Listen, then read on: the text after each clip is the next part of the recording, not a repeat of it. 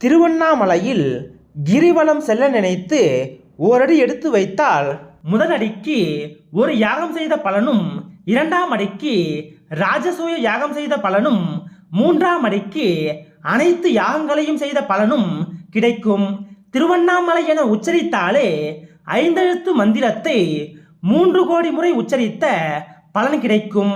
மகாதீப தரிசனம் கண்டால் அவர்களது 21 தலைமுறையினருக்கு புண்ணியம் கிடைக்கும். சந்திர தேவன் பூர்ண நிலவாக காட்சி தரும் பௌர்ணமி அன்று கிரிவலம் வருதல் இங்கு மிகவும் சிறப்பு வாய்ந்தது. கார்த்திகை மாதம் கிருத்திகை நாளன்றுதான் பார்வதி தேவிக்கு சிவபெருமான் இடப்பாகம் அளித்தார் என்பதால் அன்றைய தினம் கிரிவலம் வருதல் சிறப்பு. முனிவர்களும் ஞானிகளும் சித்தர்களும் ஒவ்வொரு தமிழ் மாத பிறப்பின் பொழுதும் பிரதோஷ காலத்திலும் மலை வலம் வந்தார்களாம். எனவே அந்த நாட்களில் கிரிவலம் வருதல் நன்மை பயக்கும். திருவண்ணாமலை அக்னி தலமாக திகழ்வதால் அக்னிக்குரிய நாளான செவ்வாய்க்கிழமை அன்று இங்கு சிறப்பு பூஜைகள் நடைபெறும். அன்றைய தினமும் மலை வலம் வரலாம்.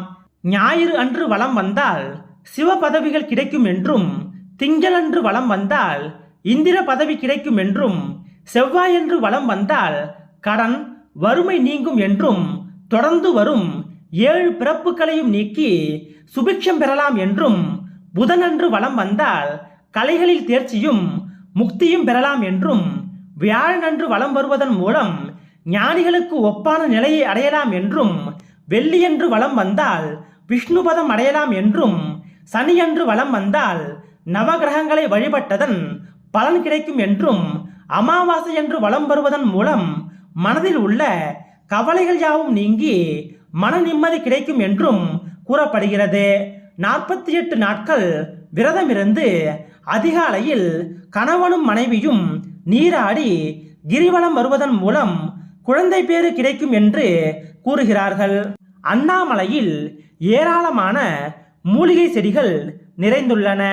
நிலவின் ஒளி மலை மீதும் மலையில் உள்ள மூலிகை செடிகள் மீதும் பட்டு மலையை சுற்றி பிரதிபலிக்கிறது. அதோடு மூலிகை செடிகள் மீது பட்டு வரும் வாடை காற்றை மனிதர்கள் சுவாசிப்பதன் மூலம் உடல் புத்துணர்ச்சி பெறும், நோய்கள் நீங்கும், தேக ஆரோக்கியம் உண்டாகும். பௌர்ணமி அன்று எண்ணற்ற சித்தர்கள் அண்ணாமலையை சுற்றி நடமாடுவதாகவும், சித்தர்களின் சக்தி ஆற்றலாக வெளிப்படுவதாகவும், மலையின் மூலிகை காற்று பரவுவதால் மனதிற்கு அமைதியும் உடல் நலத்திற்கு நன்மையும் ஏற்படுவதாகவும் கூறப்படுகிறது.